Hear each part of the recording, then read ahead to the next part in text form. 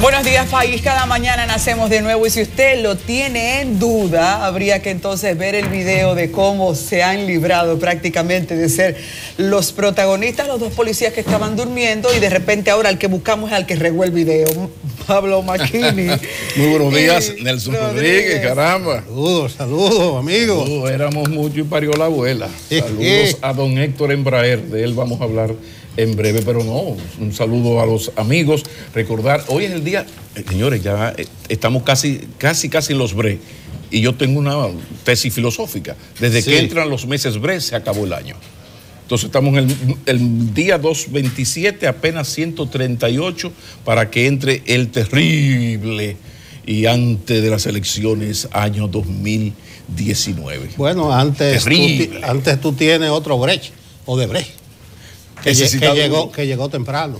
Lo que pasa, ya te dije que éramos muchos y la abuela parió. Lamentar lo que le pasó a la queridísima amiga y colega periodista Maribel Contreras. Ella está bien, pero se le incendió su auto ayer en la Núñez de Cáceres anoche. Y atención a los amigos del 911 que investiguen por qué tardó en llegar el 911 unos 27, 30 minutos, que no debió ser. Pero lo bueno es que Maribel está bien y tenemos muy buenas noticias porque creo que para el país es excelente esto que ha ocurrido con la venta del Banco del Progreso.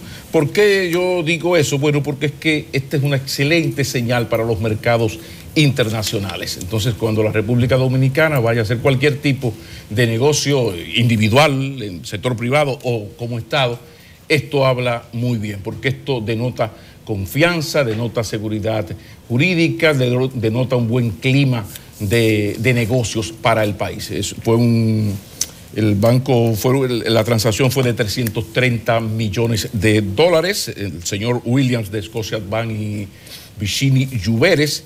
Y decir que sí, que yo creo que eso es fundamental y que hay que saludarla. Otra cosa que no puedo dejar de mencionar es que se va a iniciar la jornada escolar extendida el lunes y ya el 68, eso sí me ha gustado a mí, Telson, el 68,3% de los niños, entiéndase carajitos y carajitas, están en la jornada escolar extendida. Y uno que es clase media y no tiene esas urgencias, debe hacer un esfuerzo y pensar un poco lo que significa que un hombre, una mujer pobre, lleve sus 3 muchachos a las 7:30 a un recinto y lo vaya a buscar a las 4 de la tarde y se lo entreguen desayunado, merendado, educado, comido, maravilloso. Ojalá que eso no se detenga. Yo creo que es la mejor manera de iniciar el año escolar con una noticia así. Llevan por el 68,3% de los estudiantes. Sí, pero tienes que arrear un poco más. Chúbale. Sí, porque la meta es el 100%. Por lo menos antes de salir, Danilo dijo que dejará el 100% de las escuelas. Me preocupa. O sea, faltan 31.7 y él dijo que cuando saliera. Bueno, él anunció una serie de obras y dijo, si Dios lo ayuda. Esperamos que Dios ayude a Danilo también en la jornada escolar extendida, que coincido con Pablo. Eso es un asunto maravilloso. Sí, junto a las estancias infantiles. Eso tiene un impacto en la familia, no solo económico, porque mientras la escuela cuida de los hijos, la madre y el padre pueden dedicarse a trabajar, sino también cuando el recién nacido encuentra un albergue, encuentra una estancia, eso le da alas a las madres para poder volar. Ese tipo de programas sociales deben merecer todo el apoyo de la aprobación. No obstante, yo creo que hay que hacer justicia también para quienes están haciendo cola, porque hay muchos haciendo cola y esta semana hemos visto la cantidad de protestas que le hacen ver al presidente y también al ministro de Educación que hay necesidades que se han mantenido esperando por un tiempo mayor al que fue estimado. Lo que me gustaría es que de una manera prudente pudiesen ponerse de acuerdo los gremios, porque es injusto que la ADP, previo a un año escolar, haga campaña de que no se vaya a las clases. No es la respuesta que la sociedad merece en un momento en el que tiene que pensar en el desarrollo de esa comunidad educativa y en el que estamos viviendo cambios. Esos procesos de cambios son muchas veces más lentos de lo que la sociedad espera Hay quienes, después de tener el presupuesto ya en las manos, consideran que el país podría por lo menos transparentar por qué algunas escuelas que están levantadas hace 3 o 4 años, hasta 5 en muchos casos, se encuentran en un limbo. Yo pienso que una sugerencia, debería hacerse un censo de todas esas escuelas paralizadas, porque hay que responder tantas cosas a la vez que sería irracional que de repente en una semana aparezcan construidas o todas con un ingeniero ya felizmente trabajando. Pero todo eso necesita tener sitio en un cronograma que no ha sido respetado. Estamos todos contentos, viene el año escolar, pero hay que hacer justicia de esa espera comunitaria también, de por qué muchachos y muchachas todavía no saben dónde irán sino a la enramada de la esquina, porque todavía tenemos muchos en enramadas, y es una especie de equilibrar el aliento que debe recibir, porque también cuando yo de repente voy para la enramada y sé que otros van con desayuno escolar y con un techo seguro y con tecnología, comienzo a cuestionar y también una inconformidad social se deja sentir. Hay que hablarle a esos grupos y pienso que lo más responsable sería que un censo transparente las esperas y también hacia dónde van esas esperas. Rodríguez. Sí, yo creo que debemos llamar a capítulo temprano a la ADP. Es un crimen, es una grave irresponsabilidad que ya estén amenazando con hacer lo único que saben hacer, que es abandonar las aulas. La ADP alega que hay escuelas con deterioro. La República Dominicana está floja en algunos renglones de la prueba PISA, y una de ellas es la matemática, y a la ADP, a los maestros, les falla la matemática. Por ejemplo, en Santiago hay 34 escuelas con defectos en la estructura física. 34 de 554, eso es un 6%. Entonces, que comiencen las 530 mientras arreglamos las otras. Y el asunto que faltan uniformes en algunas zonas del país, los nuevos uniformes. Donde falten, que los alumnos vayan con la remúa del año anterior, o que se les permita cualquier tipo de vestimenta, mientras las empresas que ganaron las licitaciones dotan a esas escuelas de los uniformes. Entonces es sencillo. ¿Por qué irse por el lado más extremo, más negativo, de tratar de paralizar la docencia? Pero lo extraño de esto, mira, si la ADP estuviera controlada por la oposición, uno le hubiese hecho la crítica a la oposición y le hace la crítica, pero al mismo tiempo medio como entiende la cosa. Ahora lo extraño es que el sector magisterial está en manos absolutas del PLD, incluso el presidente de la Cámara de Diputados, a partir de mañana, Camacho, pues es un hombre sumamente influyente en el sector, el presidente de la ADP es diputado, todos PLDistas, incluso danilista, que ni siquiera está el chisme interno de los PLDistas, que uno ve de Leonel y entonces se pelea mucho. No. O sea, entonces, es interesante porque aquí hay que, antes de usted criticar cualquier cosa, usted tiene que ir al contexto y a los antecedentes. ¿En qué estaba eso? ¿Qué cantidad de escuelas había? ¿Qué cantidad de uniformes se entregaba hace apenas 4 o 5 años? Entonces la crítica debe venir porque si usted prometió algo tiene que hacerlo y no hay nada que justifique que esas 34 escuelas no estén listas. Sí, pero también hay que tener cierto nivel de comprensión, sobre todo cuando usted está hablando como sindicato y no como partido opositor, que ya dije no lo es. Pero en eso es importante ese punto. Yo siempre recuerdo un amigo que nos llamaba mucho y llama con cierta frecuencia, no sé si ya determinaron el arreglo. En Cienfuegos había un estadio, o hay un estadio deportivo, pero muy bonito, pero no tenía luz. Entonces ese amigo oyente llamaba todos los días al sol de la mañana protestando que cómo va a ser que este bendito, no era bendito que decía, gobierno, no le ponía las torres, no iluminaba el estadio, que los pobres niños no podían jugar en la noche. Lo que está muy bien, pero resulta que provincias tan importantes como Peravia no están ni cerca de tener un estadio iluminado. Pero qué bueno. ¿Por qué? Bueno, porque para ese ciudadano, él considera que la sociedad dominicana los municipios deben tener estadios iluminados. Y qué bueno. Señor Maquini, ya que hablamos de escuela, yo le tengo una tareita a usted ahí. Ay, mamá, sí. Empresa brasileira de aeronáutica, Embraer. Juicio abreviado, acuerdo con la Procuraduría General de la República. ¿Usted se atreve a marcharle a ese tema? Le marchamos porque tú sabes que la pregunta sería, ¿qué va a hacer el Estado Dominicano, el PLD, qué vamos a hacer los dominicanos con esta nueva estrategia de los norteamericanos? Los norteamericanos siempre necesitan un enemigo para controlar y gobernar el resto del mundo. En un momento determinado estaba el comunismo, al punto de que hubo un presidente norteamericano que dijo que Somoza era un hijo de puta, pero cuidado que es mi hijo de puta. Entonces, bueno, pasó el comunismo, cayó el muro de Berlín, entonces vino el narcotráfico y nuestro invitado de hoy, de la entrevista principal, es una persona con muchas calidades y experiencias y ojalá que su padre lo hubiese acompañado hoy para hablar del tema del narcotráfico, porque se nos adelantó a todos. Pero era el narcotráfico, todo tenía que ver con el narcotráfico y dale con el narcotráfico y el lavado, pero de repente comienza a bajarlo del narcotráfico por otras razones, entre otras cosas porque el gran mercado está en los Estados Unidos. Ah, no, entonces ocurre el 2001, ahora la lucha es contra el terrorismo. Con el pretexto del terrorismo se asesinaron civiles, niños en Medio Oriente, en Irak, en Afganistán, pero había que matar a Osama Bin Laden. De repente ya está más o menos, porque ya lo que hay una especie de tercera guerra mundial con esto del Estado Islámico, Europa, Estados Unidos, Canadá.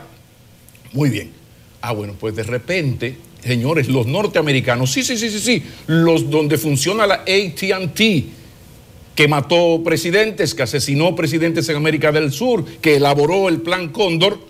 Vaya usted, ve qué vaina. De repente los señores imperialistas se dieron cuenta que era importante luchar contra la corrupción y contra la impunidad. Entonces uno desde aquí se pone imperialista y saluda. ¡Qué bueno! Entonces yo lo que quiero es hacer ese introito, como dicen los teóricos, esa introducción, para que estas cosas de Embraer las analicemos despacito. Porque vamos a ver qué va a hacer la sociedad dominicana con esta mano amiga imperialista.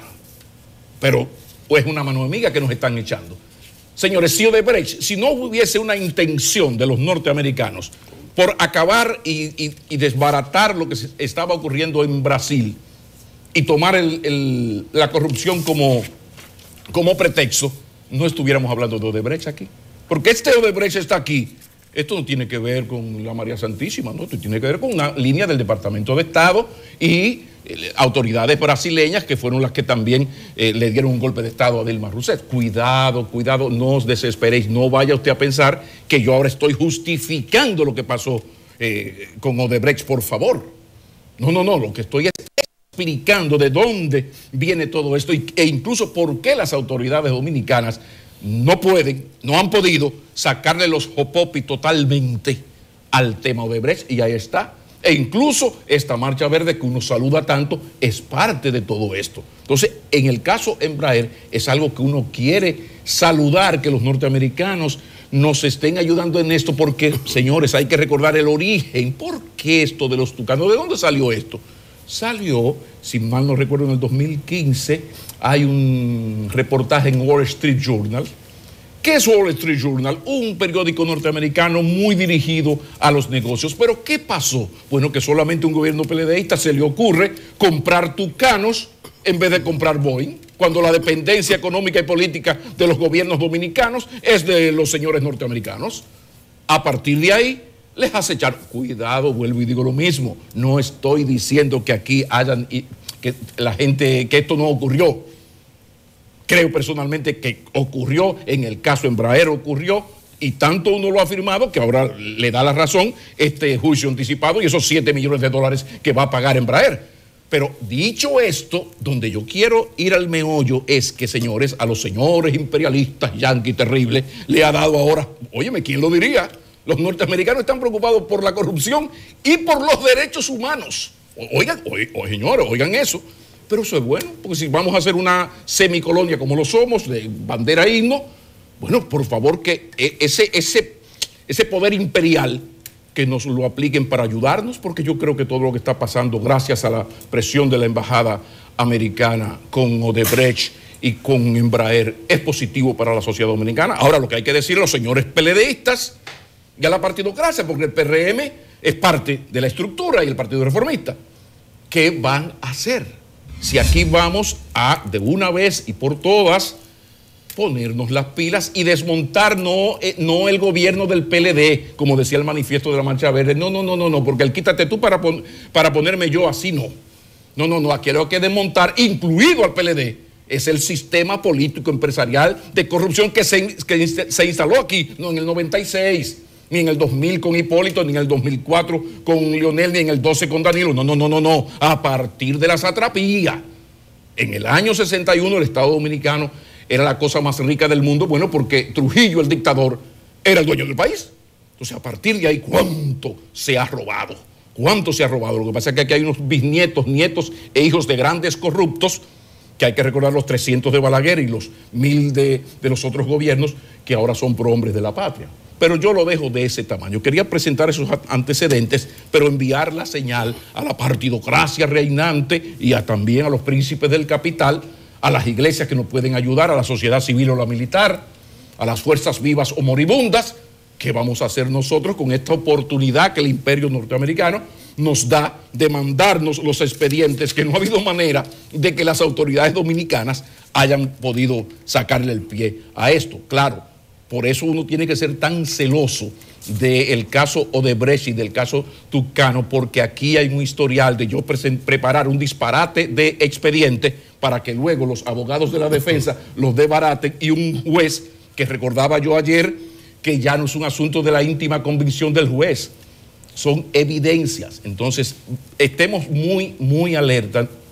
Con Odebrecht seguimos en esto, pero ahora con Embraer. Éramos muchos y parió la abuela, Nelson Rodríguez. Bien, yo quiero coger otro aspecto de este acuerdo que ha llegado a la Procuraduría con Embraer, el llamado juicio penal abreviado. Eso es una figura nueva del Código Procesal Penal que no estaba en el Código de Procedimiento Criminal, y lo que se busca es agilizar los procesos. Un proceso que podría llevarse años y cientos de audiencias se resuelve por la vía rápida cuando la parte acusada acepta, lo que no es muy común. Está bien, yo soy culpable, y se le aplican las penas máximas. En este caso, una multa de 7 millones de dólares que está depositada ahí cuando se llega al acuerdo, porque eso está ante un juez de instrucción, a ver si lo aprueba. Ya eso engrosa los fondos de la Procuraduría. La Procuraduría explicó qué haría con esos 7 millones. Yo quiero apoyar ese acuerdo. Podrían buscársele la quinta pata al gato, o sea, que los ejecutivos de Odebrecht se salen del proceso, no van a ser encartados ni juzgados. La Procuraduría dice que ya ellos fueron condenados en Brasil y que no va a haber una doble acusación, es decir, que por más vuelta que se le dé, no podrán ser acusados en la República Dominicana. Lo que sí dice el acuerdo, y vamos a ver si esa parte se cumple, es que los ejecutivos de Embraer se comprometieron a revelar a la Procuraduría los procedimientos utilizados para los sobornos, las personas beneficiadas con los sobornos, y eso sí podría ayudar y engrosar ese expediente. Entonces me voy por ese lado. Yo creo que hay que apoyar ese acuerdo, y hablo en esos términos porque no dudo, y ya se vio con la homologación que se hizo en el caso de Odebrecht, que ahora aparezcan voces de que ese acuerdo limita, que hay que traer a los ejecutivos brasileños, que es un plan. No, yo creo que es una salida juiciosa, lógica, inteligente, que para los que queremos que haya consecuencias en este país es un paso de avance, porque acerca la posibilidad de que el caso Embraer pueda ventilarse en los tribunales. Hasta ahora solamente hay una persona presa, aunque hay 3 o 4 señalados. La Procuraduría dice que esto podría ampliarse a partir de este acuerdo. Entonces yo creo que esa parte es positiva. Estamos haciendo uso a una figura que decía no es muy común, que se ha empleado, que yo recuerde, tal vez nuestro invitado de hoy, que es un jurista muy versado en todas esas cosas, podría aclararlo. Yo creo que en la familia Quirinito se hizo eso. En el mismo caso Odebrecht, aunque se le llamó homologación, hubo un acuerdo para agilizar los asuntos, y es lo que ha permitido ese acuerdo tan satanizado que ya eso esté caminando en los tribunales. De lo contrario, estuviéramos nosotros en Brasil buscando gente y buscando culpables. Ahora es bueno añadir a esto el tema de la delación premiada junto con este tipo de negociación. ¿Por qué yo digo esto? Porque aquí mucha gente está equivocada. A mí me atrapan infraganti y me tienen agarrado por santa parte, entonces yo negocio y comienzo a decir cosas. Muy bien, es útil, eso que yo digo es útil. Ahora, eso no es palabra de Dios. En un juicio, el Ministerio Público, que yo espero que esté haciendo la tarea, y si no lo hace, atención Ministerio Público, habrá problemas aquí. No me voy a ir tan dramático como Pedro Mirde, que habrá sangre de nuevo, pero problemas habrá. Si a este país le salen con un chanchullo en el tema Odebrecht o el tema Embraer, aquí habrá problemas. Entonces es importante que se sepa que ese documento y los documentos con ese que han enviado de Brasil, donde un señor atrapado por santa parte dice lo que quiere, no, esos son indicios para que el Ministerio Público haga una investigación y como Juancito Pérez Vidal dice el tipo, Marcelo dijo que le entregó tanto y hizo tanto y muy bien, a partir de ahí tú tienes que demostrármelo. Yo pienso que no necesariamente tendremos demasiados problemas, por eso es que hay que estar vigilantes, porque es relativo la capacidad de veeduría que nosotros podemos tener como sociedad en la medida que se van produciendo los hechos, es la que haría la diferencia. Sobre esto de Embraer, señores, hace 11 años que nosotros escuchamos como país por primera vez la palabra super tucano. Aquí ya aterrizando lo que se supone debería ocurrir, debió ocurrir. Desde entonces, hace 5 años, nosotros tenemos una acusación, un caso en justicia. Lo que está ocurriendo tiene que ver con que hace 2 años la empresa Embraer tuvo que hacer acuerdos en Estados Unidos, 200 y pico de millones de pesos, asegurando que en países terceros como este, en donde la justicia es débil, ellos iban a dar la cara y admitir su responsabilidad sobre casos de corrupción. Ahora, ¿perdón? Digo, el esquema de Brecht, el mismo esquema. Hoy de hecho hay quienes hacen comparaciones importantes de cómo estos dos casos tienen similitud. Yo pienso que va a pasar rápido y va a pasar tan rápido que la gente no va a poder interpretar el peso, entender totalmente la estructura, y para eso ustedes tienen ayuda porque estamos aquí.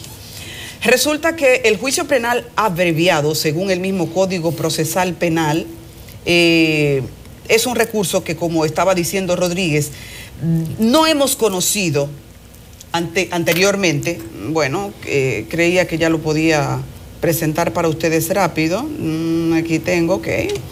Y quiero compartir qué es lo que dice el Código Procesal Penal sobre el juicio penal abreviado, que lo que hace es unir lo que debería ser la audiencia preliminar con el juicio de fondo, y en el fondo entonces de una manera más ágil, porque el infractor está dispuesto a admitir su culpabilidad, pasar al próximo nivel. Esto no será mucha discusión porque inclusive ya han depositado el dinero. O sea, en un punto dado sería como dejarte sentir, mira, el peso de los hechos no es grave porque ya está resuelto, el daño está resuelto, pero no es tan simple, en la medida que también se supone deberían presentar la estructura de a quiénes beneficiaron, con cuánto beneficiaron y en qué modo lo hicieron.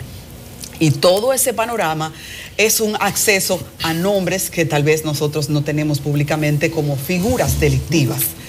Hay que prestar atención al caso que, les digo, va a pasar tan rápido que podría fugazmente también recibir un manejo que no permita ver la novela con suficiente atención.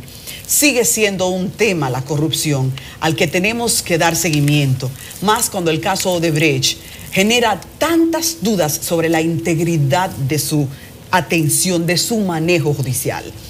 Y lo que está pasando es justamente no iniciativa siquiera local. Esa es entonces la otra preocupación. O sea, ni siquiera es una iniciativa local. Estamos aquí lidiando con un expediente que están entregando a República Dominicana. Mire, márchele porque tienen que hacerlo si no hay problema.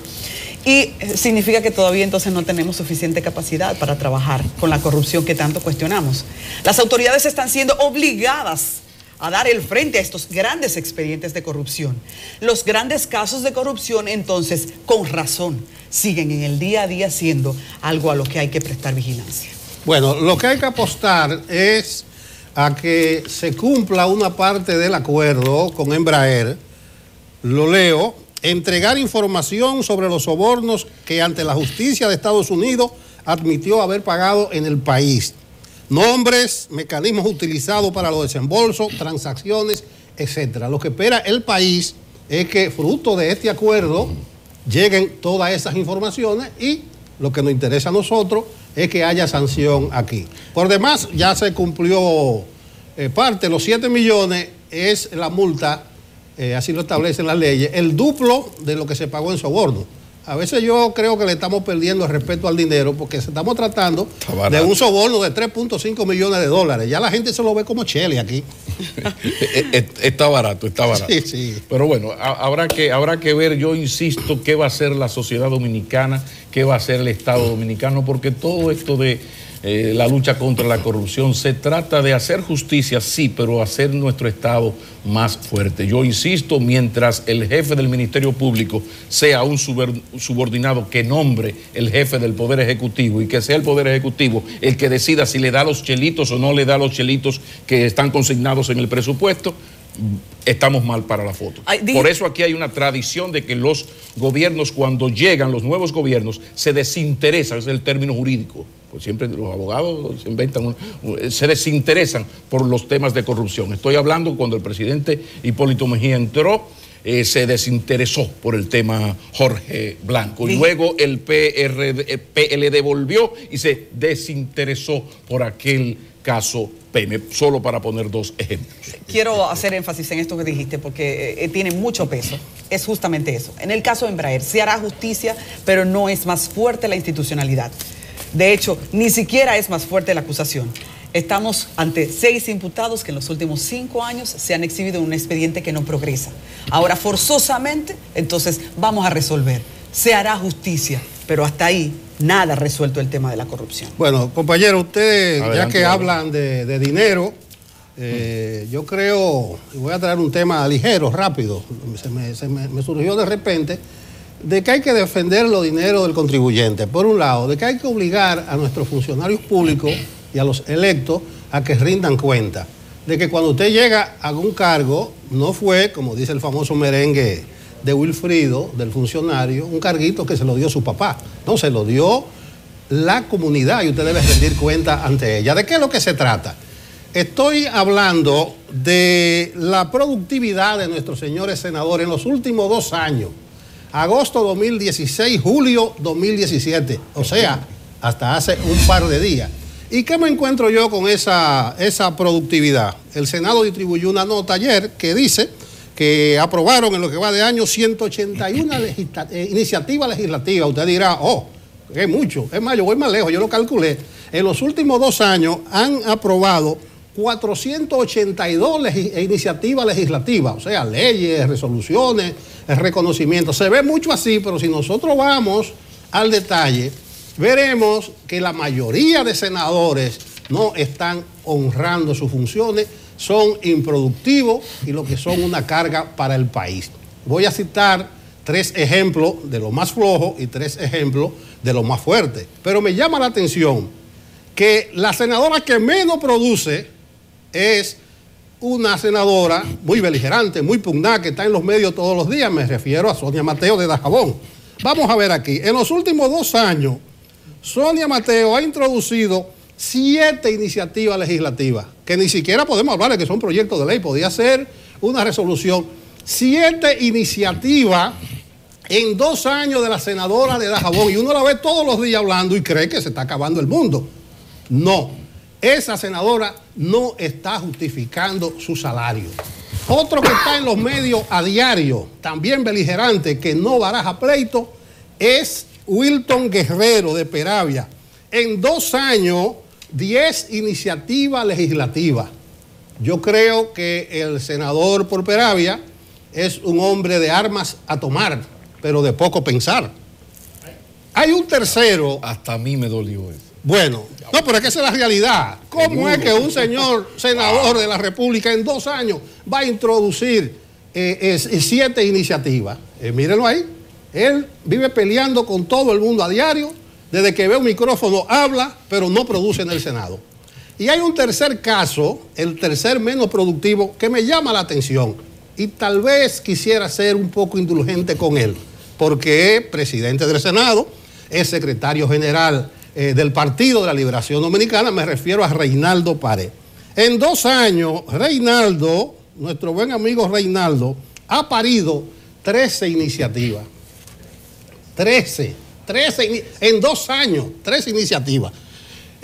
No es que Reinaldo ni que estos senadores sean eruditos, sean cabeza pensante, pero pueden tener a su lado un equipo multidisciplinario que le ayude a elaborar proyectos, pueden acercarse a organizaciones, ONG, en el tema del medio ambiente, de la ecología. Entonces, son improductivos esos senadores. Como digo una cosa, digo la otra.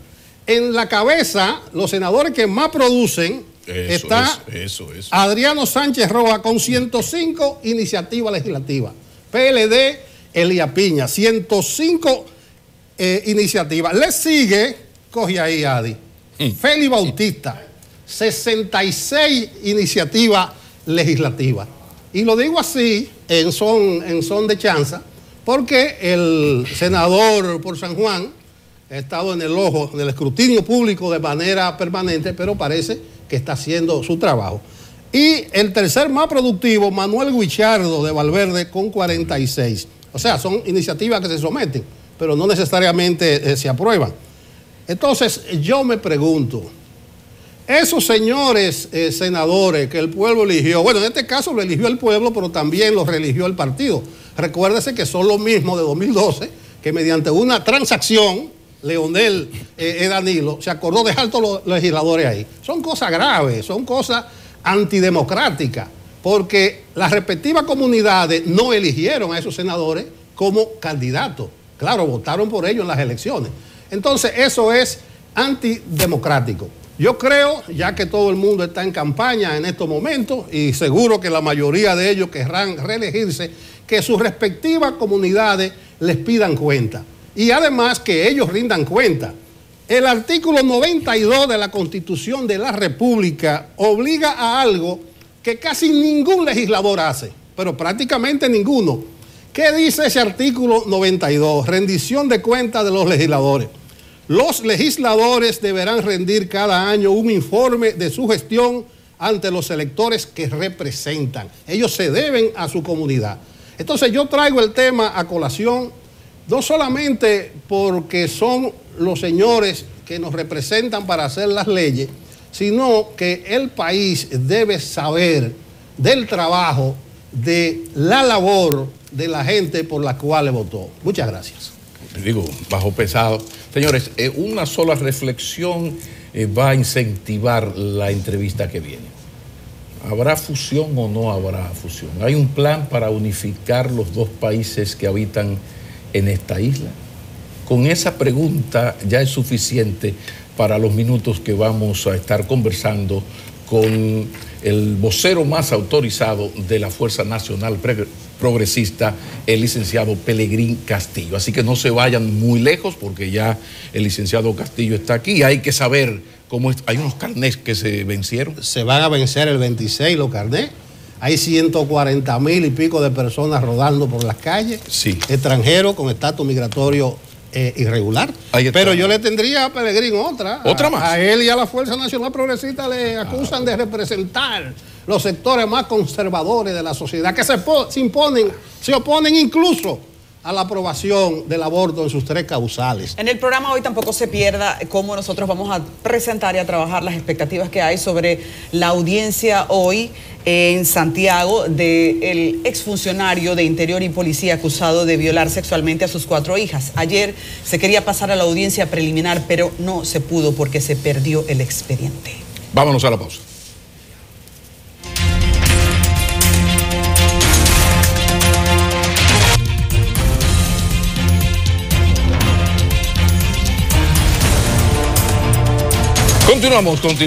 Continuamos acá y damos la bienvenida siempre. Es un placer conversar con Pelegrín Castillo, Fuerza Nacional Progresista. Los temas ya casi los adelantamos casi todos. Bienvenido, Pelegrín Castillo.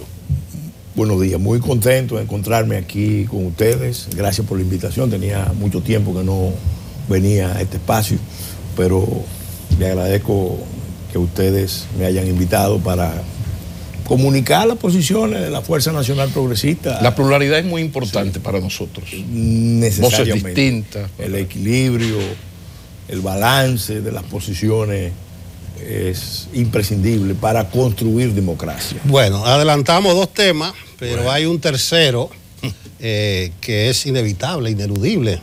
La ley de partidos, la valoración de la Fuerza Nacional Progresista, pero ahí usted le coloca el orejete que se ha armado en el llamado bloque opositor? Con la ley de partido yo quiero sencillamente decir que el sistema político estaba en una crisis muy profunda y que ahora va a una crisis todavía más profunda.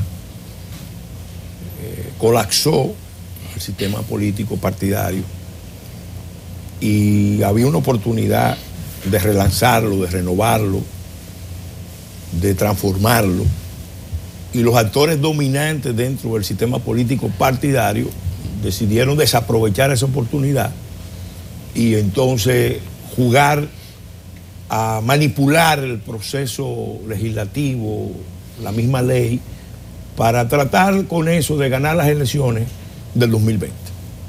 Ahora, entendiendo que controlando ese proceso aseguran el acceso al poder. Algunos haciendo cálculos de divides y vencerás, otros haciendo cálculos de autocrático, de ampliación de la base de electores, pero para darle más poder al dinero en el proceso de decisión de las nuevas autoridades de cara al 2020. Yo digo que los cirujanos optaron, el paciente necesitaba un trasplante, una operación de corazón abierto, y los cirujanos optaron por un bypass simple, que lo único que va a hacer es complicarle la existencia al sistema político partidario. Pero sin algo estamos de acuerdo, casi todos aquí, es que uno de los grandes problemas de la política dominicana es el alto costo de hacer y de ser político. Claro. Entonces, si ese es el gran problema y hay unificación de opiniones en ese sentido, la pregunta es, ¿esta ley de partidos ataca un poco ese aspecto del alto costo de la política? No, al contrario. Al contrario, lo que ha hecho es precisamente crear unos escenarios para duplicar, para incrementar el gasto en la política, el costo de la política. Las primarias abiertas, yo lo dije en la Junta y lo he reiterado en varios espacios, las primarias abiertas a meses de una elección nacional, regidas por la Junta, concurrente o no con primaria cerrada, en términos prácticos equivale a una elección nacional. Y una elección nacional a 6 meses de un proceso electoral equivale a una, vamos a decir, una primera vuelta. Porque todos los partidos se van a empeñar en llevar a la mayor cantidad de gente a votar a sus listas por sus candidatos. Y de hecho eso afecta el derecho al voto, el secreto al voto. Porque ya se sabe en una primaria, si un elector votó en una primaria del PLD, ya ese es un voto del PLD con mira al proceso siguiente, al que verdaderamente es la convocatoria de las asambleas electorales. Ahora, ¿qué es lo que pasa? Y es lo que no se ha querido discutir. Que esa modalidad está concebida para darle más poder a las camarillas de funcionarios que controlan presupuestos y que promueven candidatos dentro de los partidos, a los grandes grupos económicos que en cierta manera para estos fines y a veces con una estrategia defensiva están en la línea de una gran coalición de sus propios intereses. Actúan en forma conjunta porque no hay... de cara a los procesos electorales ya se ha visto que hay una gran concertación del alto empresariado. Se ponen de acuerdo en quiénes son los que realmente van a llegar a la última etapa y ya de por sí el proceso electoral está falsificado porque las decisiones se han tomado antes y se convoca al electorado sencillamente a validar lo que decidieron los grandes electores. Y después hay otro gran elector en la sombra que es muy poderoso, no se ve pero se siente y tiene un peso cada vez mayor en la vida nacional, que es el crimen organizado, porque para esos procesos se necesita mucho dinero. Lo que hemos estado en política por muchos años, lo que tenemos vocación política, lo que tenemos un sentido de servicio en la política, sabemos a conciencia que los espacios de participación ahora dentro de los partidos son problemáticos. Con este mecanismo van a ser mucho más problemáticos, porque ¿quiénes son en los partidos los que van a tener oportunidad de llegar? Los que tengan más recursos. Pero eso se va a agravar, porque desde aquella vez en que Quirino era el seguro candidato a senador, iba de robo de Elías Piña, eso, por tu conocimiento, ¿ha empeorado, ha mejorado, o eso? No, se ha visto que con el voto preferente, mira, en la circunscripción 1 yo he sido un beneficiario, fui un beneficiario del voto preferente, pero esa es la circunscripción 1 del Distrito Nacional. Ahora, cuando tú proyectas eso a nivel nacional, tú te das cuenta de que el voto preferente está en el origen de la crisis de los partidos, de la descomposición de la política incluso. Porque los partidos no buscan los mejores cuadros, los promueven, sino que buscan los que tengan más recursos, los que puedan agenciarse más recursos para llegar a las posiciones, por vías lícitas e ilícitas. Y además el partido pierde incluso el control. Mira, el problema de fondo que los actores políticos no han querido abordar, por eso hay una buena dosis de hipocresía y de mentira en muchas de estas posiciones, es que la política se ha ido convirtiendo en el campo de inversión de mayor rentabilidad y de bajo riesgo. Ahora, ¿qué ha pasado? Eso no pasa espontáneamente, eso pasa porque al mismo tiempo en que la política se va transformando en una actividad de inversión altamente rentable para una serie de inversores que luego cobran, y esa es una de las fuentes primarias de la corrupción estructural, sistémica y cultural que impera en el país. Al mismo tiempo que se va dando ese proceso, entonces se va dando un proceso de concentración de la riqueza de los medios del país en pocas manos. Aquí tenemos, lo dicen los estudios más acreditados, el índice Hirschman, que aproximadamente más del 50% de la economía dominicana en los sectores más estratégicos está concentrada. Entonces, mientras más peso tienen los monopolios y los oligopolios, necesitan un poder político concentrado. Y lo que hemos ido viendo, hay tres momentos de la crisis esta. En el 2001, 2002, el presidente Mejía decidió buscar la reelección, modificar la Constitución para repostularse. Después de haber dicho 22 veces que no quería reelegirse, que la corrupción era una maldición, decidió postularse. ¿Por qué? Porque aquí solamente hay un problema más serio que llegar al gobierno, un reto más complejo, que es bajar del gobierno. Dicen que son 35 veces la de Hipólito. Bueno, ahora yo no quiero.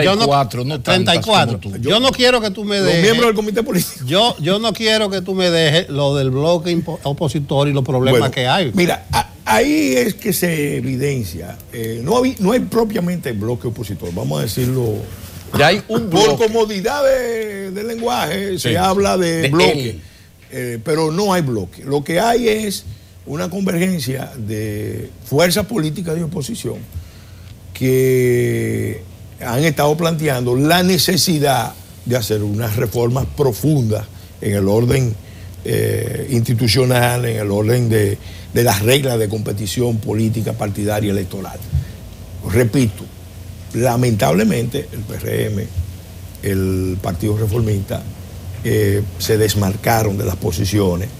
Ahora, yo quiero, lo voy a decir aquí, lo he dicho en varios espacios, pero lo quiero reiterar. Aquí hay una maniobra, para que conste, lo dije en la Junta, aquí hay una maniobra en curso de sectores de poder en el gobierno y en los poderes fácticos, que está dirigida en varias direcciones.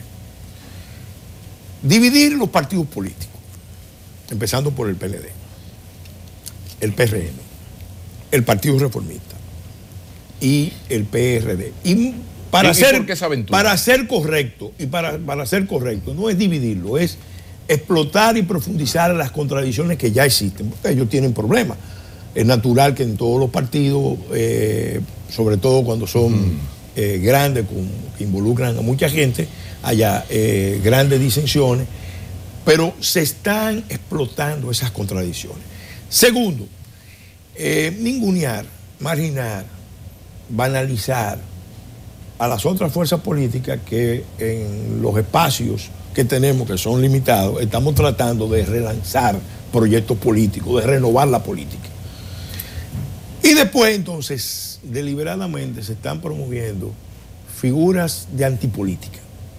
Es un juego que yo digo que apunta, porque uno conoce la experiencia de Guatemala, tenemos amigos en Guatemala, hemos estado en Guatemala, hemos hablado con la clase política guatemalteca, apunta a una réplica, quizá con una variante caribeña, dominicana, de lo que pasó, la fórmula Guatemala, que es una fórmula que implosionó el orden político,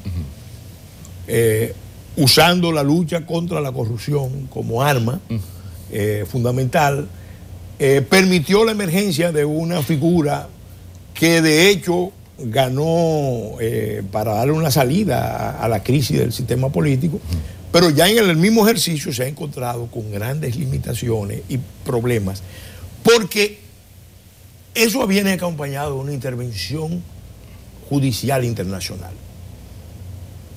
En Guatemala había una comisión, ya por lo menos en Guatemala había una comisión de lucha contra la corrupción, la impunidad. Vía ONU. Vía ONU, porque Guatemala vivió un proceso muy particular. Por eso digo que ahí yo tengo la percepción de que aquí hay fuerzas que se están moviendo para replicar una variante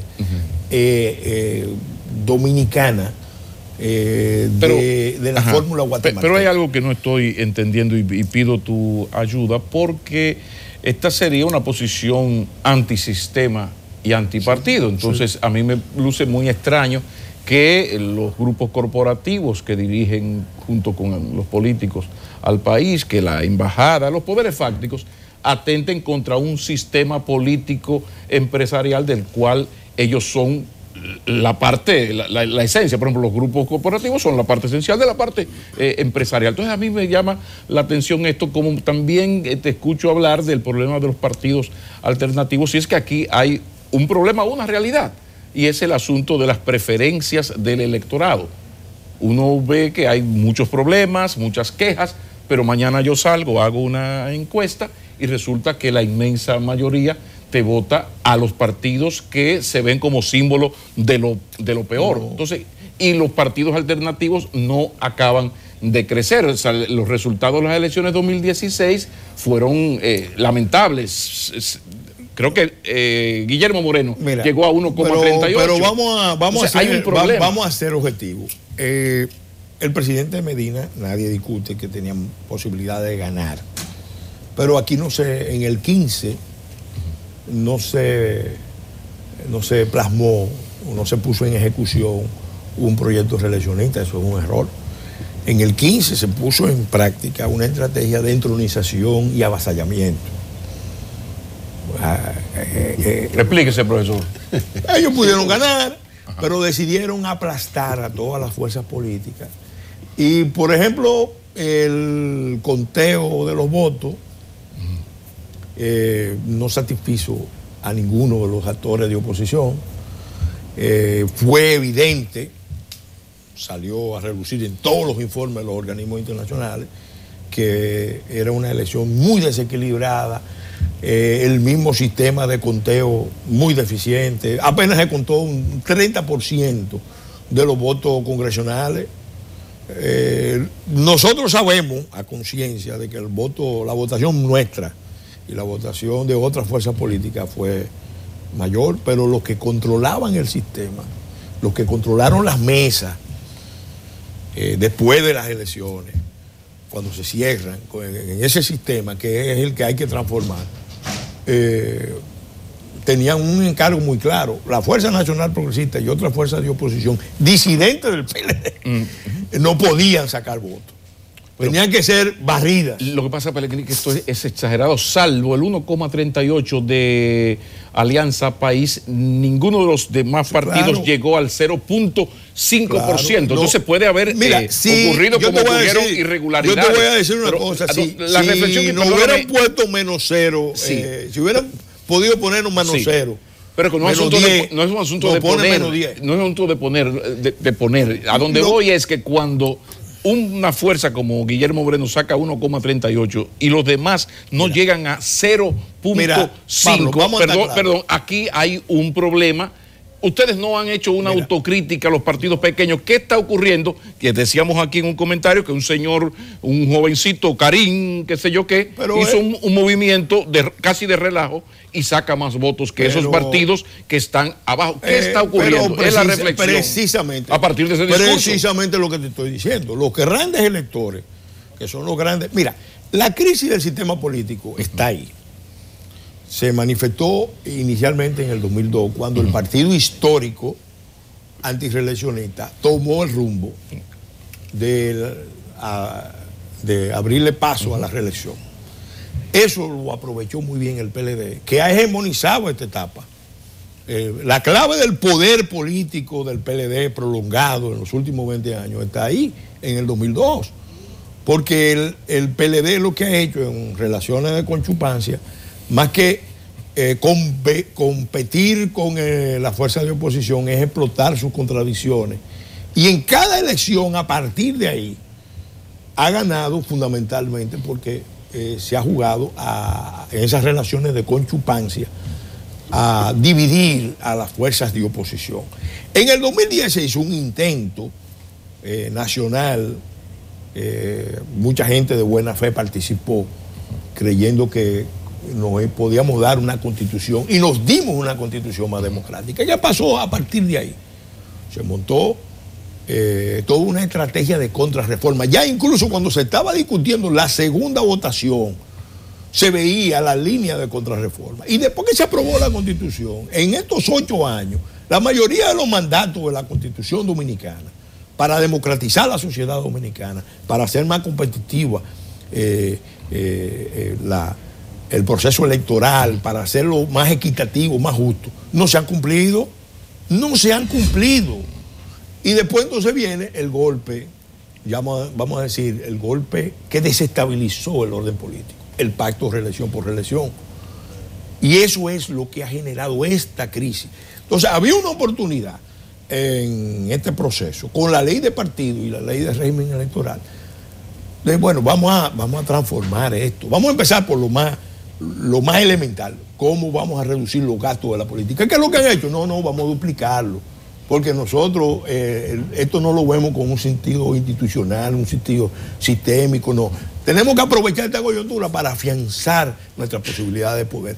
Y ese fue el cálculo del PLD y dentro del PLD, de sus facciones, y ese fue el cálculo también de algunos actores de oposición que dijeron, mira, para que no nos dividan, porque el gobierno tenía una estrategia de división, del PRM, lo tiene todavía, y lo tiene del Reformista, y lo tiene del propio PRD, y ni hablar del propio PLD.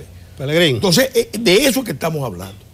Entonces, eso es muy grave porque está poniendo mire, yo personalmente estoy convencido, y lo digo con la experiencia de muchos años en política, haciendo política diferente, política con posiciones, aunque aliado, con posiciones críticas. El Estado dominicano está en una crisis profunda.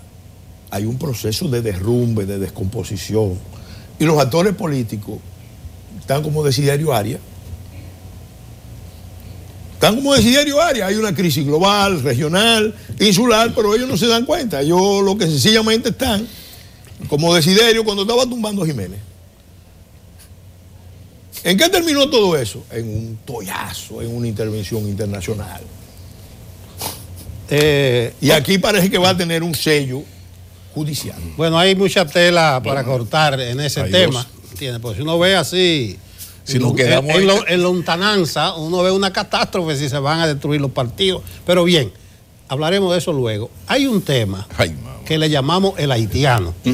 Entonces déjame introducirme al revés, porque yo creo que Danilo le está tumbando el discurso a la Fuerza Nacional Progresista. Después de la rendición de cuentas del 27, Danilo dijo sellar la frontera, toda la frontera, por tierra, por mar, 900 soldados debidamente entrenados de academia. No lo maltrate, Nelson. Drones de última generación, motocicleta, videocámara. Es una cosa. Hay un centro ahí. Que Taiwán iba...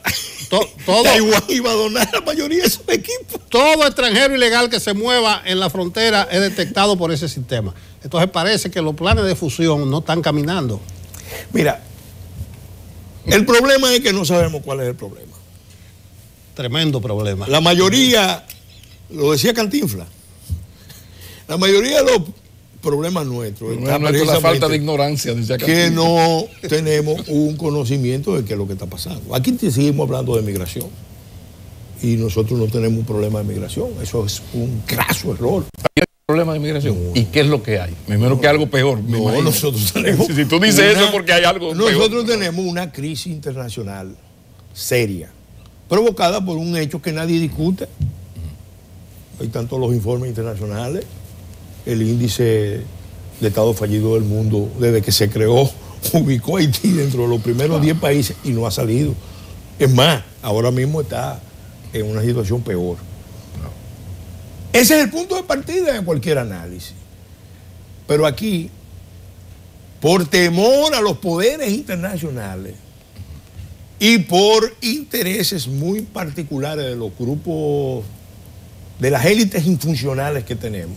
Élites infuncionales. Sí. Yo soy de Baní, llévame al paso. ¿Qué quiere decir élites? Porque las élites que conozco yo aquí funcionan muy bien. Mira, bueno, en tu buen francés, sí. Elite.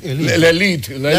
Mira, ese es un concepto de un académico brasileño, Helio Jaguaribe, en una conferencia que dio en MIT en Estados Unidos, hablando del problema que tiene América Latina. Una élite en cualquier país, en cualquier tiempo, se supone que juega un papel de dirección, de ejemplaridad y de empresariado. En la medida en que lo juega, el país funciona bien. Y de contrapeso a los políticos. No, ahí están las élites políticas, las élites empresariales, las élites académicas, sí. El conjunto okay. de el estrato, que siempre es minoritario, pero es el que dirige, el que representa con ejemplaridad. ¿Pero por qué llamarle élites infuncionales? Bueno, pues entonces, ¿cuál es el problema que hay en América Latina? Cuando una élite no es capaz de actuar, pensar y sentir en función de sus responsabilidades, de dirigir una nación, del colectivo, del grupo, entonces se conceptúa como una élite infuncional. Los países que se desarrollan tienen élites funcionales. Son capaces de ponerse de acuerdo entre sí, pero no solamente para sus propios intereses, sino en función de un proyecto nacional. Nuestras élites no llegan a establishment. Ese establishment norteamericano que dice por ahí voy. No llegan. Ahí es que no hemos llegado. Ese es el problema. La fragilidad del proyecto nacional por la infuncionalidad de las élites. Entonces aquí estamos hablando de proyectos, de problemas migratorios.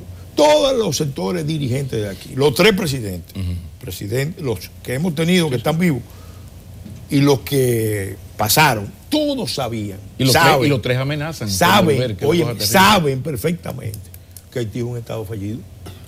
Pero frente a eso, no adoptan una posición. La clase dirigente del país, en general, no adoptan una posición consecuente. ¿Qué es lo que hacen? Haití ha terminado convirtiéndose en la moneda de cambio de los intereses de esos sectores en su relación con los poderes internacionales. Ahora, ¿qué va a pasar? Y eso es lo que complica el problema. ¿Por qué la frontera está abierta? ¿Por qué? ¿Cómo que la frontera está? Detente ahí. ¿Cómo que la frontera está abierta después de la explicación brillante que dio este señor acá, cibaeño? Y después de tú reconocer que no es un problema migratorio. No, claro, es un problema internacional. Mira. Por eso te digo, pero la frontera no está abierta. No tiene su porosidad, Pellegrini. Como cualquier frontera. ¿Cómo es que dice? Vamos a respetarlo. Está abierta. Yo viajo a la frontera. Mira, lo último me dijo un campesino con el que yo estuve hablando en la frontera. Pues yo estoy viajando a la frontera. Incluso tenemos... Para cuidarla. Proyecto para desarrollar proyectos. La seguridad del Estado no informa uno. Para desarrollar proyectos agroindustriales en la frontera. Déjame decirte, lo último que me dijo un campesino, y no es Macorís, que me dolió en el alma, me dijo, un guardia dominicano vale 100 pesos, dicen los haitianos. Pero me dijo algo más, me dijo, ¿usted sabe por qué es tan difícil controlar la frontera? Por los celulares. Porque aquí hay todo un sistema que cuando viene una patrulla, ya hay mucha comunicación. Mira, la patrulla está aquí, no venga. Sí, pero Pellegrini, vamos a dejar claro que los Castillo Rodríguez, Castillo Semán, la finca es en Duarte, que está, en provincia de Duarte, no en la frontera. Pero hay un problema. Y una realidad. Sí. El proletariado... Yo soy fronterizo. ¿En qué sentido? Provincia de Duarte. Yo nací en San Francisco de Macorís. Exacto, Castillo Rodríguez. Pero políticamente yo soy fronterizo. Cuando yo fui a la Cámara de Diputados en 1994, el único diputado que no era de la frontera, que fue 20 años, miembro de la Comisión de Frontera, fui yo. Eso es cierto, ¿no? Sí. O sea, que yo interactué por 20 años en el Congreso con los diputados y senadores de la frontera y conozco buena parte de los problemas fronterizos. Conoces demasiado bien, yo diría, pero insisto en que los Castillo Rodríguez la finca está en 1949, Naciones Unidas les recomienda a los gobiernos haitianos fomentar la migración masiva de familias enteras en forma permanente, sin retorno, hacia otras zonas del Caribe menos pobladas. ¿Por qué? Porque ya en el 49 el diagnóstico de Naciones Unidas era que Haití estaba totalmente desvertebrado como Estado. Entonces, ese es el problema. Y pero aquí finalmente, seguimos Pellegrini, Castillo Semán, finalmente aquí tenemos una realidad. La respuesta es el muro. Los haitianos, para empezar, los haitianos, los nacionales haitianos son el proletariado de la República Dominicana. Este país, si tienes que hacer una cisterna en tu casa, tú sabes quién te la va a hacer. Entonces, a uno le preocupa el hecho de que son el proletariado, que estaría muy bien si estuvieran más o menos organizados y más o menos legales. El problema es que la República Dominicana, la mano de obra que mueve a la República Dominicana en una medida importante es extranjera, es ilegal, es indocumentada y para colmo uno no ve en el gobierno la intención de poner orden en el sentido de entrar por donde duele. ¿A qué me refiero? Si eres empresario no me puedes y respetar la 80-20 o te la aplico, pero en este momento no hay 5 empresarios dominicanos que hayan sido condenados por violar las leyes laborales. Esa realidad, ¿qué dice Pellegrini Castillo? Es una realidad, son el proletariado nacional, compañero. Te voy a poner unos ejemplos muy claros. Industria de la construcción, donde hay mucha presencia de mano de obra extranjera. No, algunos son dominicanos. Hay sectores donde predominan todavía los dominicanos, pero el trabajo más simple, masivo, lo están haciendo los haitianos. Y estoy de acuerdo que van subiendo en escala. Tú analizas la estructura de la industria de la construcción y te das cuenta que ¿cuál es el problema? Tú tienes concentraciones monopólicas o oligopólicas en el cemento, en la varilla, en el acero, en el financiamiento, en el transporte, en agregados y materiales. Entonces, ¿qué pasa? ¿Qué pasa? Cuando llegamos ahí, ¿por dónde rompe la soga? Por el lado más débil, la mano de obra. ¿A dónde se va el dominicano? El dominicano no es que no quiere trabajar. El dominicano no quiere trabajar en la condición en que trabaja el haitiano. ¿Dónde se va el dominicano? Le han abierto unos espacios porque tenemos un capitalismo salvaje, deformado y deformante. Por eso el cambio, el reto que tenemos de responder al desafío de la convivencia con un Estado fallido en la isla, pasa por una transformación profunda de la vida nacional. Porque con este esquema de capitalismo salvaje, que va de la mano con la política clientelar, populista, patrimonialista y presidencialista que tenemos, el país no tiene posibilidades de salir adelante. No tiene posibilidades de salir adelante. Todo eso que se está diciendo no pasa de ser embustes, bueno, pues, maquillados con un buen discurso. El país ahora mismo, en el 2002 el Banco Mundial lo decía, República Dominicana no tiene posibilidades de combatir la pobreza, de reducir su pobreza, si no controla, reduce lo que ellos llamaban flujos de migración. Pero al mismo tiempo esos organismos internacionales son los que están facilitándole al Estado Dominicano una serie de medios para que administre la crisis haitiana. Y eso ni es solución para Haití, ni es mucho menos solución para nosotros. Y el proletariado eso nacional nos complica. Es indocumentado, sí. Y eso sí es un peligro. Porque debemos aceptar lo que necesitamos y darle documentos a lo que necesitamos. Mira, la agricultura nuestra debió transformarse hace muchos años en una agricultura capital tecnología intensiva. Y el factor que más ha retrasado el proceso de transformación, de avance de la agricultura dominicana es la sobreoferta de mano de obra extranjera en condiciones de ilegalidad. Pelegrín, sí, vamos a tener que dejar un par de temas. Quedamos el tema de la corrupción. No, quedó la corrupción, quedó el tráfico, quedó lo del aborto, pero el tiempo... El implacable, el inexorable. Pero esto es una ventana abierta para ti, podemos seguir hablando. Claro, vamos a terminar enviándole un saludo al doctor Castillo. Sí, claro. Desde aquí, de este panel. Porque hay que sentir respeto por la figura del doctor Castillo, incluso por la figura de ustedes. Gracias. La historia política de este país registra el único partido que abandonó los cargos voluntariamente, cargos importantes. Eso es cualitativo. Y la sociedad lo valora, sí, lo ve. Sí. Bueno, muchas gracias, Pelegrín, y nosotros seguimos con Enfoque Matinal. Bueno.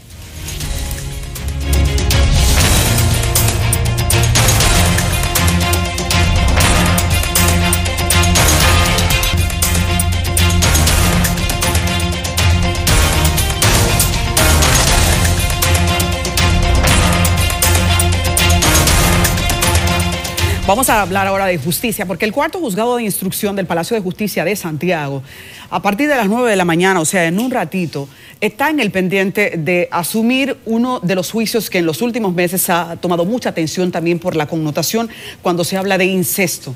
El incesto del siglo pasado era probablemente tan real como ahora, pero cuando nosotros hemos vivido el cambio de una legislación, comienza, y así debe ser, a satanizarse por la sociedad, a repudiarse y a que cada caso tenga que ser enfrentado en un contexto de violación de la ley.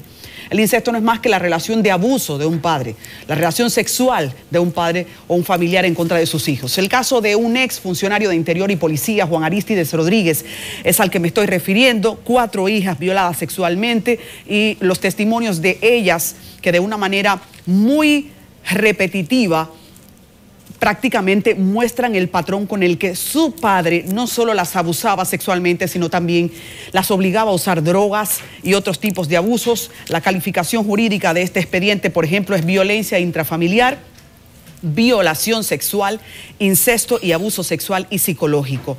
Pero hoy no solo menciono este caso porque deberá conocerse la audiencia preliminar, sino que escandalosamente ayer, cuando debió comenzar esa audiencia preliminar a las 9 de la mañana, igual no hubo manera de hacerlo porque se perdió el expediente. Y usted dice, y los expedientes se pierden en un palacio de justicia. Esa es la otra realidad.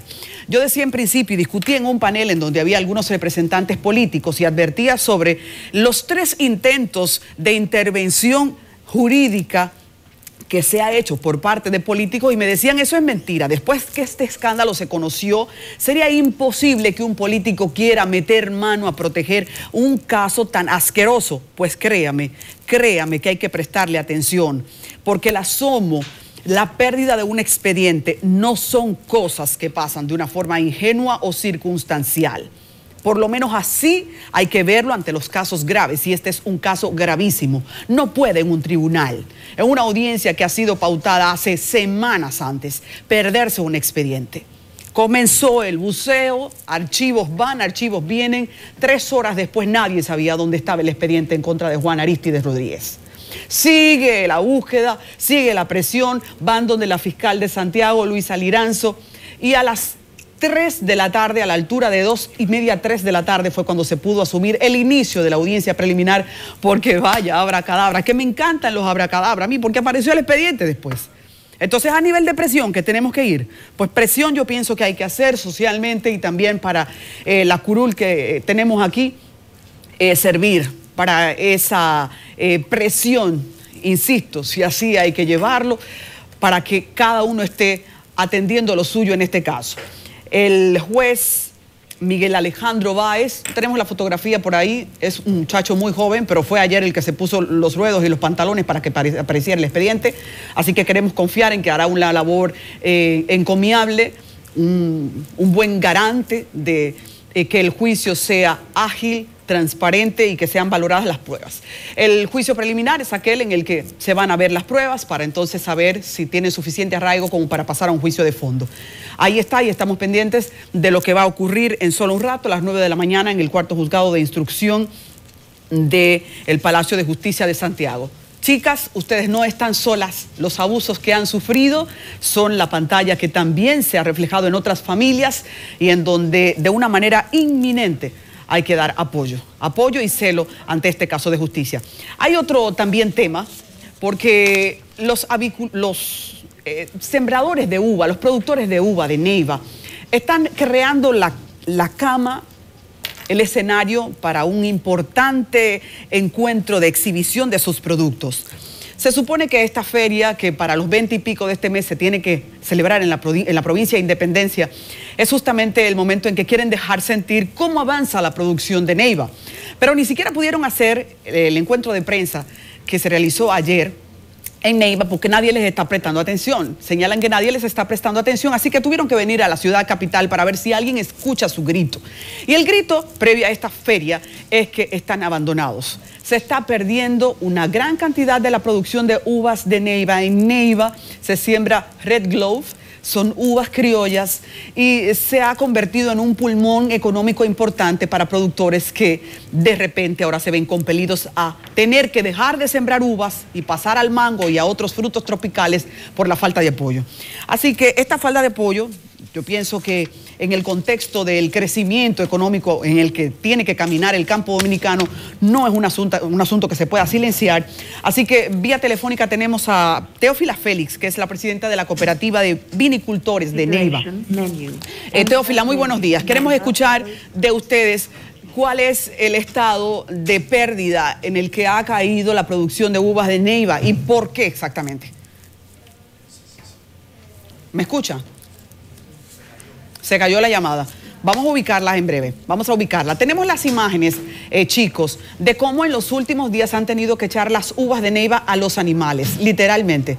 Miren ustedes, los perros y los chivos comiéndose las uvas de Neiva. Ahí, en esas imágenes que ustedes están mirando, algo que tiene menos de 15 días, han tenido que botar más de 500 libras de uva, según nos confirman productores locales. Algo gravísimo, porque es un producto también de una inversión costosa, que está tratando de introducir nuevas opciones en la producción local. El clima en Neiva les ha permitido aspirar a la uva, pero ¿bajo qué condiciones? Las informaciones que tenemos es que falta el respaldo económico y previo a esto he pedido a los muchachos ver si podemos conseguir al ministro de Agricultura, que tiene que darse por enterado de este asunto porque hay unas promesas de hace varios meses que se han quedado en el limbo. Teófila Félix ya está en la línea telefónica. Teófila, de la cooperativa de vinicultores de Neiva, queremos que por favor nos expliques qué ha provocado la pérdida, el colapso del que ustedes están haciendo denuncias ahora. Buenos días, Burgos. Buenos días, televidentes. Realmente nosotros como productores de uva del Valle de Neiva estamos muy preocupados porque nosotros teníamos, eran 6.000 hectáreas de uva sembradas en Neiva y Galván. Ahora tenemos 850, 900 hectáreas de uva. Entonces estamos preocupados porque los productores de uva, al tener el abandono de las autoridades, pues han tenido que recurrir a sembrar mango y limón bajo la uva. Incluso, déjame decirte que por la falta de oportunidad, la falta de mercado, la falta de atención que nosotros como productores tenemos, pues el productor se desespera y ha sembrado el limón y el mango bajo el sembradío de uva. Teófila, una pregunta. Hemos visto, por ejemplo, en la línea noroeste que han tenido que dejar de sembrar arroz para banano. ¿No sería grave si estamos hablando de que simplemente un producto da más beneficio que otro? ¿Ustedes han tenido que dejar de sembrar uva porque otro producto es más beneficioso? Hasta ahí creo que es razonable porque es un comercio. O simplemente porque faltó el apoyo. ¿Y cuál es ese apoyo? Óyeme, no hay una producción que dé más dinero, que sea más rentable. ¿Aló? Te escuchamos. Sí, no hay una producción que sea más rentable que la uva. El único producto que da dinero de verdad es la uva. Lo que pasa es que si no tenemos mercado, no tenemos la oportunidad, el productor lo que está endeudándose, pues tiene que, en su desesperación, pues tomar decisiones inacertadas. Porque sembrar limón y mango es inacertada. ¿Por qué? Porque es que la uva es lo que nos identifica y uno, óyeme, con 10 tareas de uva bien manejadas, déjame decirte algo, que un productor puede resolver parte de su problema. ¿Y cuál es el mercado de esas uvas? ¿Exportación o se consumen aquí? Es el consumo local y nacional. ¿Cuál? Que se usa la uva de mesa. Antes, mira, déjame explicarte algo. Antes, nosotros producíamos la uva, llevamos a los supermercados de nuestro país. Pero ya no lo podemos llevar no podemos llevar a los supermercados de nuestro país en vista de que se está trayendo la uva de fuera y ya esa uva de fuera que viene todo el año ha desplazado la uva de nosotros. Y como hay un desplace, pues el productor ha tenido que buscar otras alternativas, porque imagínate, ellos dirán, vamos a seguir sembrando la uva y a la hora de que está madura en el parral se nos pierde porque no hay un mercado, no tenemos a quién venderla. Bien, y sería interesante saber cuál es la campana del gobierno. Ese estaría pendiente del Ministerio de Agricultura del gobierno. ¿Les ha visitado el presidente? ¿Alguna visita sorpresa han tenido por ahí? Sí, el presidente hizo una visita sorpresa y él prometió 2.500 tareas de uva. ¿Y qué pasó? Y nosotros aún estamos esperando que se cumpla eso. Ah, es que hay pendiente una promesa del presidente, o sea, que hay una situación incumplida. E incluso, yo voy más lejos, la cooperativa, déjame explicarle, Adi, para que entiendan por qué yo como presidente de cooperativa estoy dando la voz de alerta. La cooperativa está compuesta por 6 asociaciones. Cada asociación tiene sus representantes dentro de la cooperativa, o sea, la cooperativa es la sombrilla de protección del productor de uva. Es por eso que yo, con calidad de presidente de cooperativa, tengo la obligación de yo hacer la denuncia, de yo pedirle al gobierno de que por favor venga en nuestro auxilio, porque es que estamos desapareciendo y yo soy una productora de 30 años. A nivel de campo, a nivel de esa logística, Teófila, a nivel de esa logística, ¿qué es lo que ustedes están pidiendo? ¿Cuál es la palabra empeñada? Nosotros estamos pidiendo que el presidente del Ministerio de Agricultura se invoque un poquito más hacia los productores de uva del Valle de Neiva, que se les preste más atención, que se le dé financiamiento a largo plazo para que los productores podamos realmente hacer una cosecha dignamente, para que los productores de uva podamos vivir dignamente, porque realmente nosotros no tenemos ni siquiera cómo mantener una universidad. Teófila, y entonces en un momento como este ustedes están preparando la feria, una feria. Háblanos de la feria rápidamente. Nosotros estamos preparando el Festival de la Uva 2018 en Neiva. Este es un evento que lo están realizando los productores, la masa viva del productor. Nosotros estamos buscando con eso atraer las personas que vengan a nuestro festival y atraer nuevos inversionistas también, porque si ahí vienen nuevos inversionistas, va a haber mano de obra también, van a haber oportunidades, fuentes de empleo. y que también el presidente entienda y las autoridades entiendan que nosotros somos un sector deprimido, pero que tenemos un potencial de producción, un potencial,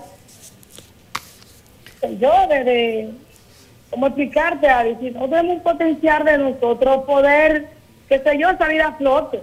Teófila, nosotros vamos a presentar en este festival, vamos a presentar la uva fresca, vamos a presentar pasa, vamos a presentar jugo, vamos a presentar mermelada y aceite de uva. entiendo. Muchísimas gracias por la participación, Teófila. Esto no se puede quedar aquí. Hay que buscar también las reacciones sobre un tema que deprime a Neiva y a los productores que sostienen esa economía. Gracias por estar con nosotros y repito, prometemos entonces salir a buscar la otra cara de la moneda para generar que el movimiento traiga respuesta a Neiva y a su gente de trabajo. Sí, señores, si aquí no apoyamos al de trabajo, se nos filtran los malos. Vamos a una pausa.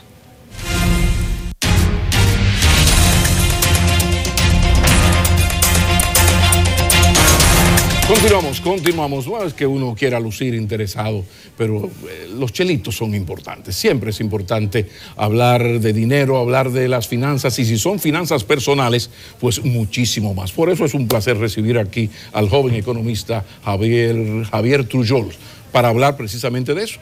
Hablar de finanzas personales. Bienvenido, Javier. Muchas gracias, Pablo. La verdad que es un placer estar compartiendo contigo y, por supuesto, con todos los televidentes en la mañana de hoy. Desde niño a uno, los viejos le insistían, y uno le insiste a los hijos, la importancia del ahorro. Hablemos del ahorro, pero sobre todo comparándolo a lo de la inversión. Esa relación ahorro-inversión. ¿Cuándo es bueno que yo ahorre o cuál es el buen momento para lo ahorrado, mucho o poquito, invertirlo? ¿De qué manera? Hablemos de ahorro. Mira, es importante destacar que ahorrar no es lo mismo que invertir. Exacto. Con la salvedad de que ambos tienen una similitud, que es que se guarda dinero hoy para el uso del mismo de cara al futuro. Okay. Si tuviéramos que fijar o colocar una orden de ambos conceptos, sin lugar a duda lo que vendría primero sería el ahorro. O sea, porque básicamente sin ahorro es muy difícil de comenzar a invertir. Exacto. Cuando hablamos de ahorro, hablamos de productos altamente líquidos. Hablamos de, o sea, aquí las personas deberían de intentar de sacrificar rentabilidad por accesibilidad al dinero. Y cuando hablamos de ahorro, hablamos de inversiones a corto, de ahorro, o sea, de guardar el dinero a corto plazo. Corto plazo me refiero a menos de un año. También en productos altamente líquidos, como pueden ser cuentas de ahorro, cuentas corrientes remuneradas, certificados de depósitos a corto plazo, y también podrían ser fondos de inversión abiertos o mutuos. O sea, todos esos productos financieros son ahorros, acciones de ahorro. ¿Cuándo pasamos a la otra etapa? Entonces, lo que comentaba, esto es el ahorro, y cuando hablamos de ahorro es sinónimo a crear un fondo de emergencia, que es muy necesario. Un fondo de emergencia. No te lo perdono. Explica qué es eso de fondo de emergencia. Por supuesto, es algo que todos deberíamos de tener, que es básicamente lo que se recomienda a nivel universal, es ahorrar 6 meses de tu salario anual o 6 meses para cubrir tus gastos fijos en una cuenta de ahorro, un certificado de depósito a 3 meses, o sea, a corto plazo. De manera que tú tengas acceso a ese fondo en caso de que ocurra cualquier eventualidad. O también si quieres hacer una compra importante a corto plazo. Eso es lo que se llama popularmente el colchón, que hay que tener un colchón, eso. Correcto, hay que tener un colchón económico, eso es clave.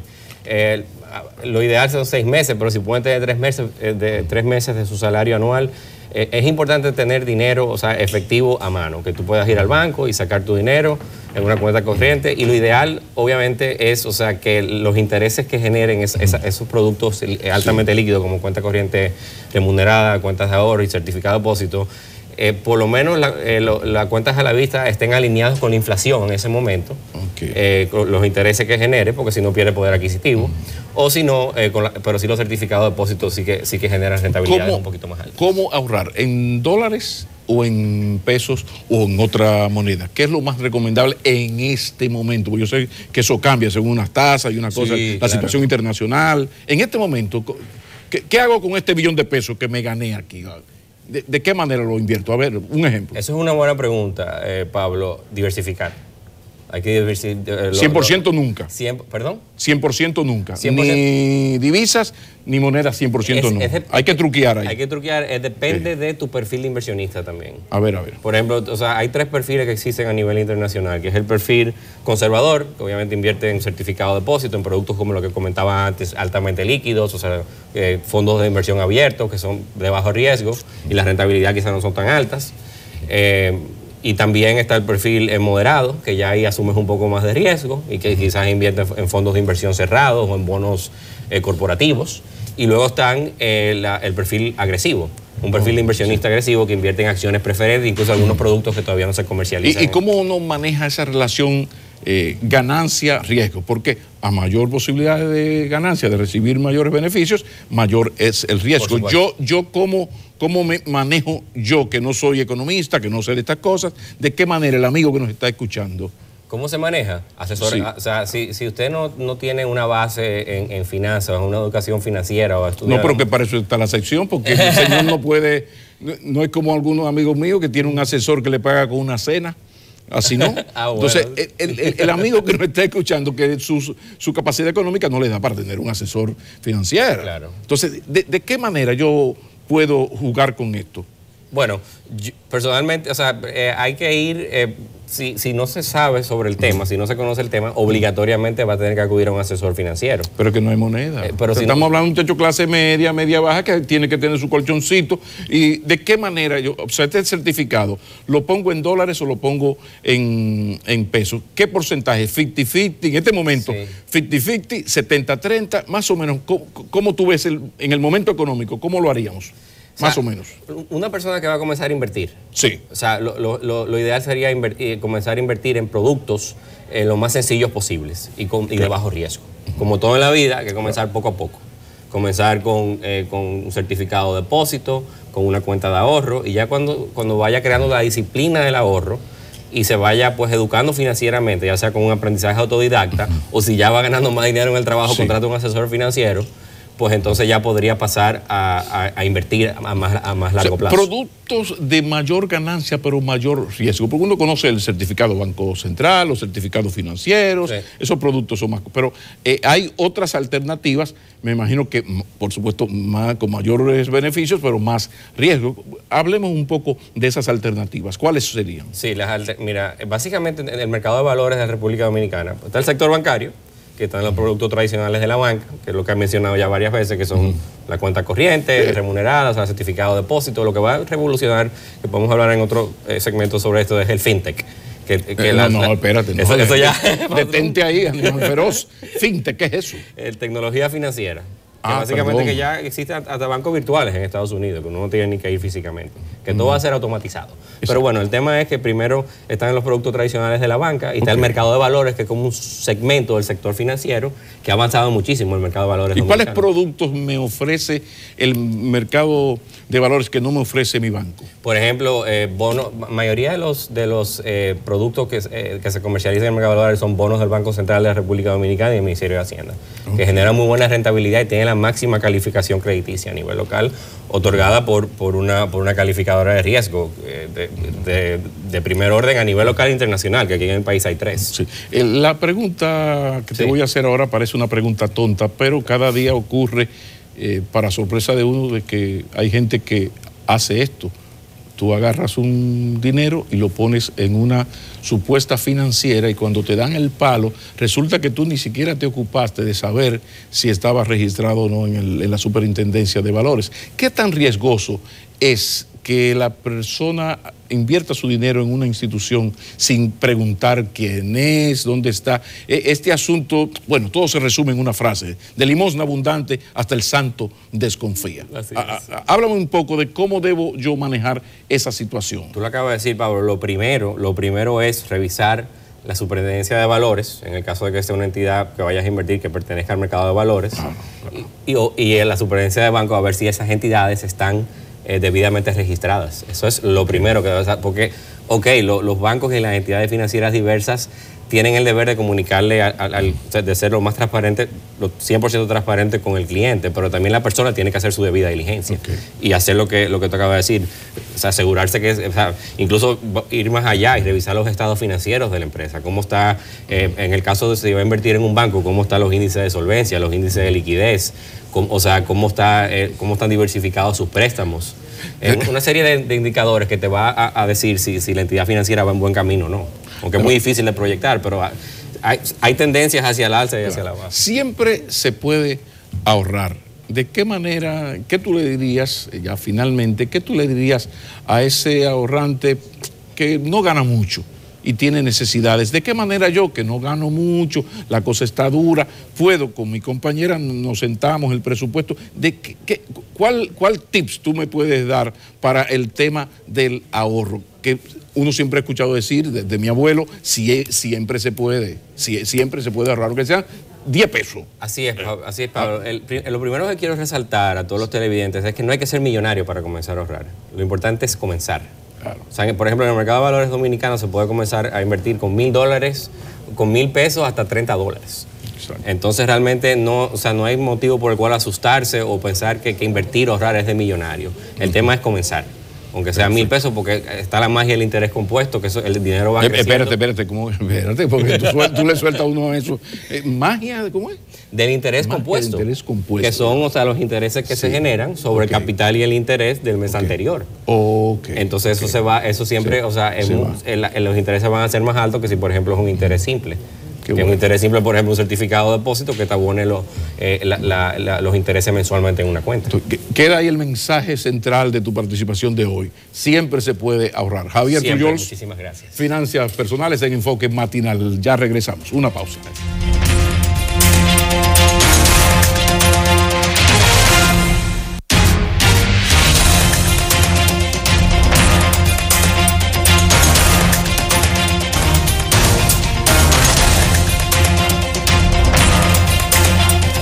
Yo no sé a quién se le ocurrió la idea de que los uniformes escolares para las escuelas públicas sean una diferenciación de colores. Yo creo de manera práctica que no aporta necesariamente un valor, pero en el inicio del año escolar o previo al inicio del año escolar tenemos un conflicto. Las denuncias con el arraigo de padres y madres que pueden dar testimonio de eso, de que en algunas escuelas se están vendiendo los uniformes escolares.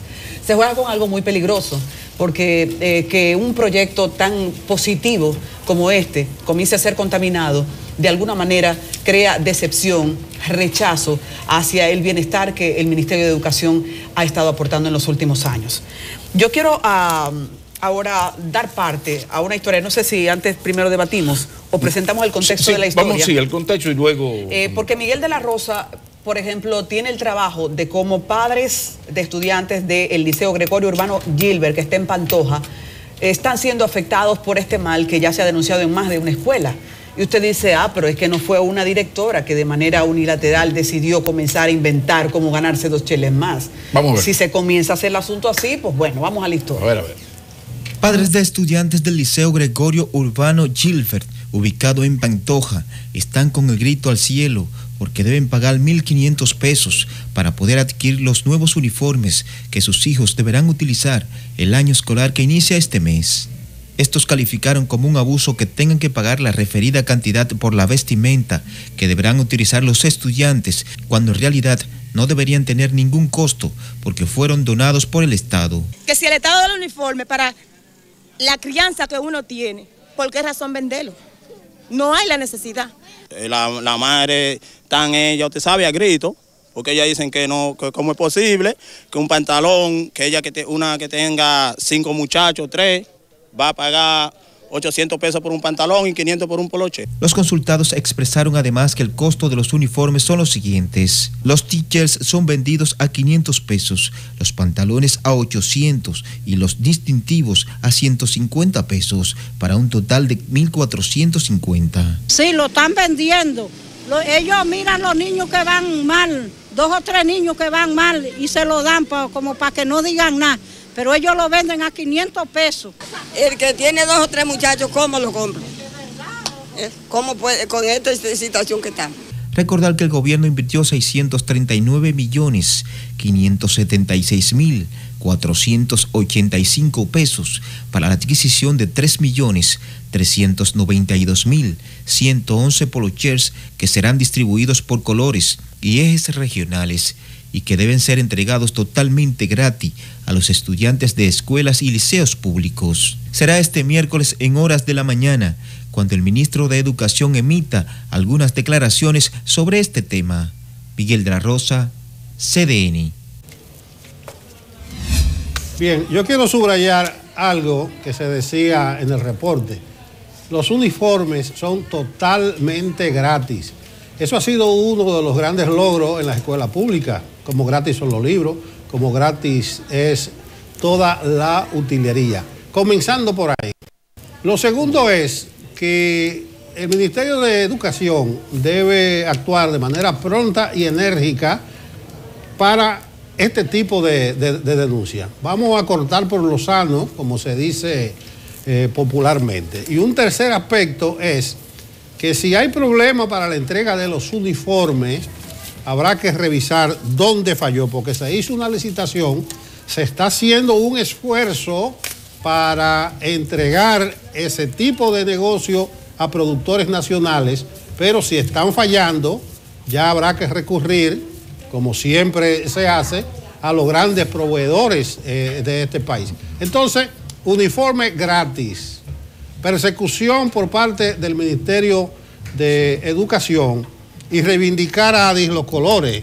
Yo no sé cuál fue el criterio, yo sé que para Santiago y la zona del Cibao le pusieron el amarillo. Las águilas cibaeñas. Ahí sí para San Pedro, para San Pedro es verde. No, y en la capital hay un rojito, un azul por ahí. Entonces parece que el criterio fue de pelota. Pero logísticamente estas cosas tienen que ser estudiadas para ver hasta qué punto trasciende. Pero hay un asunto, ahora que hablamos tanto de corrupción, yo creo que es bueno tomar esto como un ejemplo de corrupción pequeñita y llevarlo hasta las últimas consecuencias.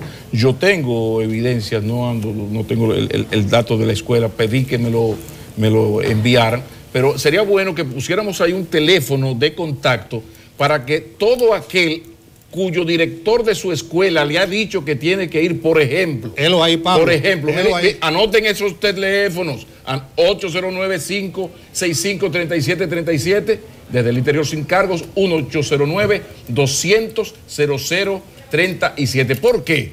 Porque ahí está ocurriendo lo siguiente. El padre va y le dice, váyase a una tienda del Conde.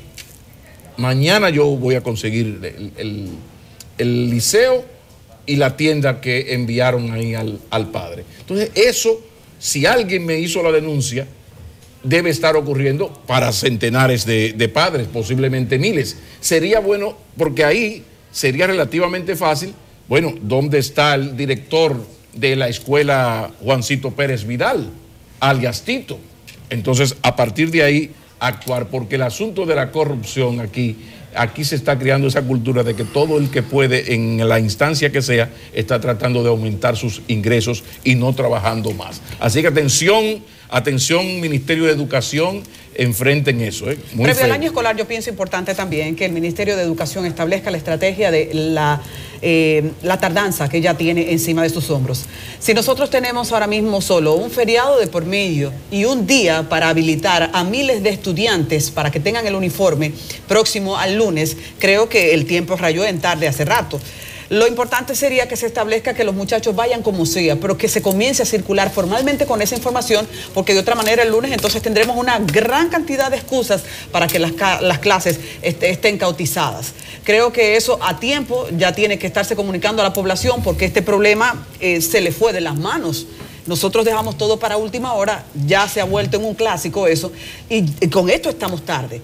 Sin excusas hay que asumir el ritmo del año escolar, pero con esas lagunas yo creo que estamos dándole cabida a la especulación y a la campaña de que no se formalice. Hay que meter mano con eso. Vamos a despedirnos con una preguntita. ¿Volverá el presidente Medina a la tradición de los cambios el 16 de agosto?